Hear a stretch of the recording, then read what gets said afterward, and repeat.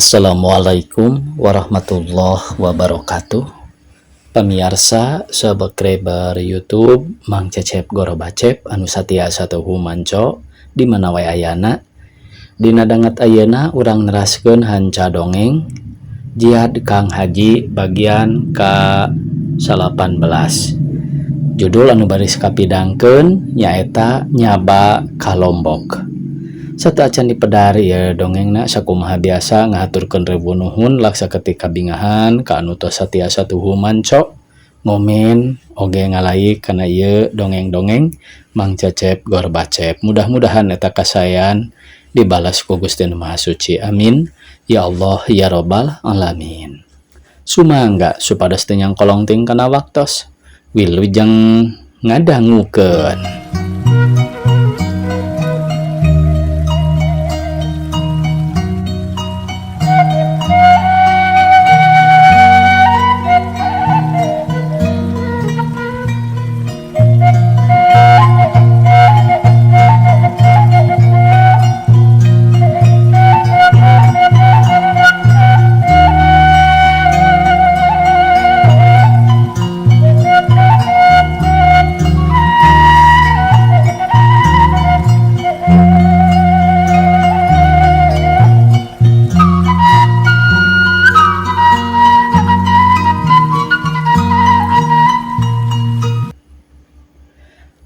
Ari sugan pengalaman Kang Haji waktu keur ngalap ilmu panemuna teh ukur di Jawa Barat wungkul si horeng geuning lampara kantos ka Kalimantan ka Lombok malah ka mancanagara kantos ka Malaysia sagala. Lamun anjeunna geus ngadongeng puguh bae asal lalajo bioskop resep power watir tapi matak pogot. Eta ku anehna untung panemuna kandal cacak jelema jore-jore mah kawasna moal nepi aya pangalaman anu siga Kang Haji. Si horeng sabadareng saya ngajalankeun parentah nu jadi guru ngabalibir basisir laut kidul teh tetela Kang Haji masih keneh mancen tugas anu sarua beratna. Komo deui ieu mah rada anggang ti lembur make kudu mentas sagara-sagala ka ditu ka Lombok geura urang dongengkeun deui. Harita mah can jarah Kang Haji na oge jadi can naik haji tapi urang sebut bae Kang Haji da anjeunna anu ngalamanana oge. Tahun sabaraha duka teh teuing eta bae da sabadareng se mancen tugas ngamalikeun panemu di basisir kidul barang srog teh kanu janten guru puguh bae pada ngabageakeun diburu ku batur-batur sa guru-guruna. Malah di pasantren mah nepi ka ditanggap sagala silih rangkul jeung sobat-sobatna silih caritakeun pangalaman sabada papisah tea. Majar sabada Kang Haji miang rek nyukcruk basisir teh aya nu nyusul hayang milu malah ku guru oge diwagal. Tapi dasar teu diidinan ku guru kakara oge nepi ka Cibinu angen geus teu kuat. Salian ti laparna takut teh cenah linglung deui malah mulangna oge dialanterkeun ku pamayang urang dinya. Nah atuh dia teu nurut kanu jadi guru ceuk Kang Haji kanu hayang milu teh.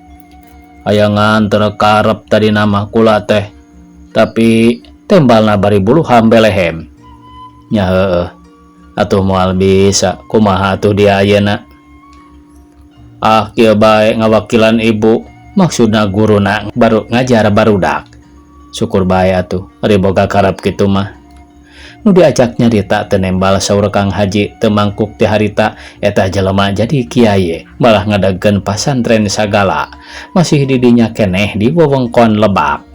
Rengse nyacapkeun katineung jeung pada sobatna Kang Haji disaur ku guru geus mandi geus sasarap keunceling Kang Haji ngadeuheus guru. Ari nu jadi guru puguh geus nungguan tita tadi bari emok ngebulaeh ngalemar teh teu eureun-eureun ngagilir-gilir sisig tampolong ngajentul gedengeunana. Kadieu jalu hiap ka jero guru ngagupai kanu anyar datang. Dasar watak anu jadi guru sanajan harita Kang Haji geus unggul ku ilmu ceuk paribasa kabisa taya papadana tapi marak payuneunana guru mah teu burung ramoh poe. Komo di barung ku ajrih mah solongkrong munjungan pek sujud payeuneun guru kakara sila meneko. Aya taya tangan pangawasa harita mah asa taya kabisa. Toloba anu dicatur geus kitu mah Kang Haji oge kencring bae seja neruskeun lalampahan ngajanteng deui dina tempat anu tadi. Sisi jalan susuganan aya mobil anu ngaliwat. Oplet meureun harita mah ngan kitu bae geus aya sajamna teh hiji-hiji acan anu ngaliwat. Sanajan kitu Kang Haji mah teu ieuh kesel, sabar bae ngajentul nungguan susuganan aya nu ngaliwat. Jeung enyana aya eta oge nu ngaliwat ngan lain oplet tapi saurang jajaka haruha hareho ngadodorong motor Jawa. Taksiran mogok motorna teh bisa jadi kana beak bensin didorong bae duka teuing ti mana. Pasti kana jauhna eta bae katempona teh geus luut layat kesang. Kabeneran budak teh eureun heula deket Kang Haji nunda motorna dina kuta pek nyamperkeun ka Kang Haji. Nuju naon kakak teh cenah nanya ti heula. Keur nungguan mobil tembal Kang Haji. Bade ka mana? Ah, kemana bae kumaha nu mawana? Har, kakak masuk ngaheureoyan, da upami motor abdi jalan mah dibonceng. Naku naon kitu? Nu mawi bensin ACF teu terang kamari teh tilas pun adi. Ku abdi teu dieu sian deui, atuh mogok mangka tebih keneh. Nareka mana kitu jalu? Bade wangsul ka leuwih liang. Lah atuh didinya leuwih liang mah dorong bae kadinya. Ari kakak cingan urang tempo. Kang Haji nyerangkeun motor anu dina kuta. Lah nepi ka leuwih liang mah geura. Motor dihirupan ku anu bogana tetela hirup puguh bae rada aneheun ngan geus diwawadianan ku Kang Haji. Sang kantong loba tatanya. Nu penting mah motor hirup nepi ka imah. Pikeun ngahirupan eta motor nu teu aya bensinan Kang Haji kapaksa ngamalkeun pangelmuna kitu oge bane bae kapaksa. Keur mah karunya kajajakan nu geus luut layat kesang katambah geus karong ku Kang Haji oge moal aya mobil nu ngaliwat. Mata kapaksa ngahirupan motor bari sakalian keleuwih liang. Motor mangpeng kakidulkeun mengkol ka belah wetan Kang Haji namplok kanu ngabonceng. Ari jajaka bari nyekel setang teh pikiranana masih keneh diganggu ku rupa-rupa keanehan anu tumiba.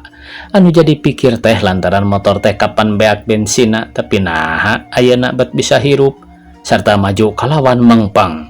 Saha ieu nu dibonceng teh? Nepi ka leuwih liang motor teh langsung asup kaburuan kabeneran imahna sisi jalan persis deket pertelon anu mengkol ka karacak.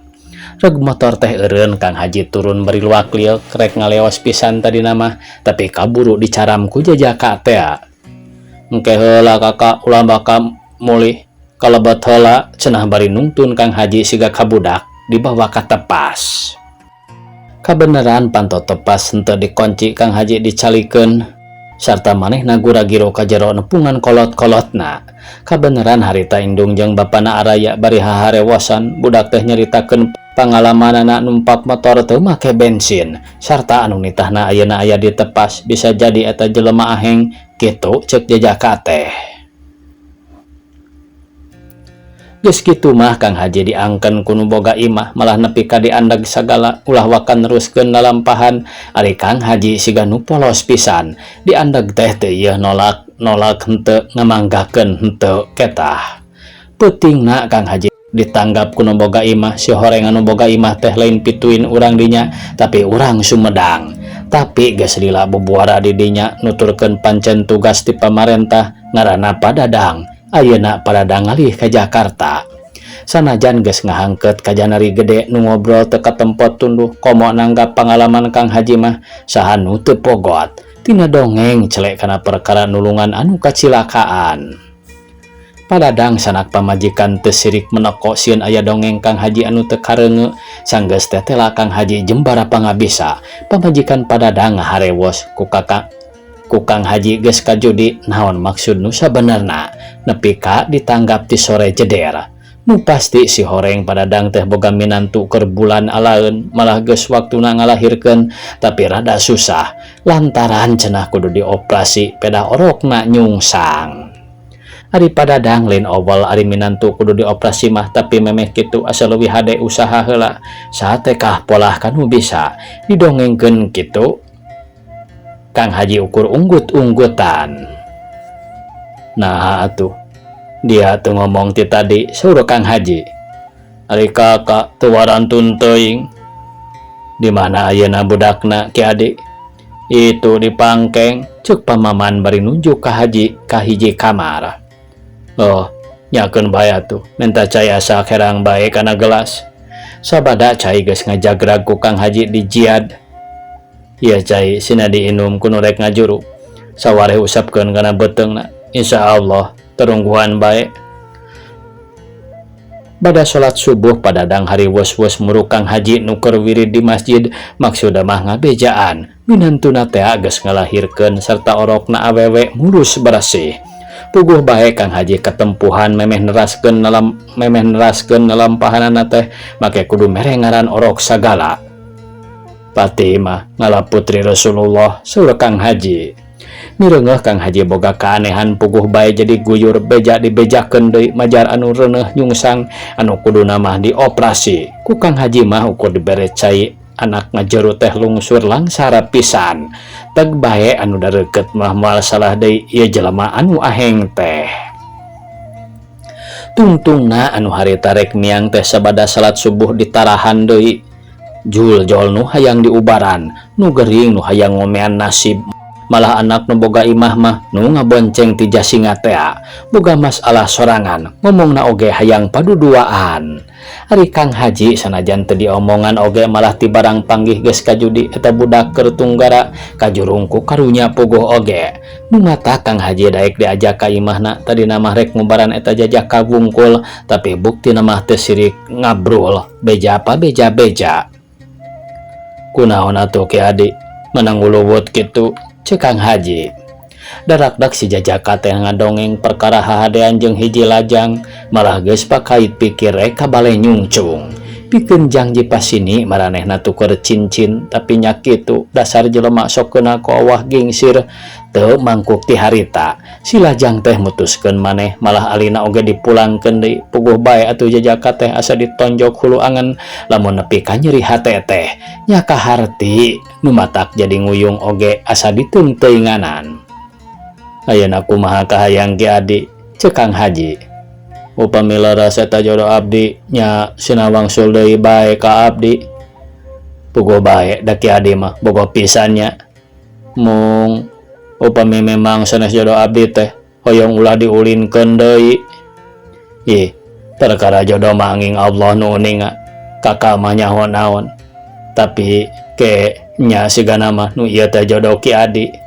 Ngadenge kitu si jajaka teh curing haker mah bogoh katambah ngadenge pijodoeun puguh bae asa mobok manggih gorowong. Mangga atuh kedah kumaha cenah. Yes, keheula atuh da jodoh oge aya waktuna. Nya maksud teh tong urung gusuh da geus moal ka mana-mana. Si jajaka teh ku Kang Haji dijiad sarta memeh miang di wawadian yen moal mangkuk saminggu eta budak lajang teh bakal datang deui. Cek si jajaka teh cenah bener pisan malah poe katilu ti barang Kang Haji miang si lajang teh daratang ngabring jeung kolotna. Niat badami perkara dahupna barudak geus boga barudak hiji. Eta jajaka teh kungsi nepungan Kang Haji ngadon silaturahmi. Nya kitu ngan lamun geus boga pamajikan mah tong hayang dimandian deui sangkan aku kanu sejen pamali. Cek Kang Haji. Lamun diturutkeun mah sigana dileuwih leang teh Kang Haji kana ngendong deui, tapi lantaran karong beuki berang beuki loba nu menta tulung harita keneh Kang Haji pamitan kanu araya. Tapi nya kitu memeh braw teh aya nu megat bari sasadu lantaran anakna geus saminggu teu bisa hudang.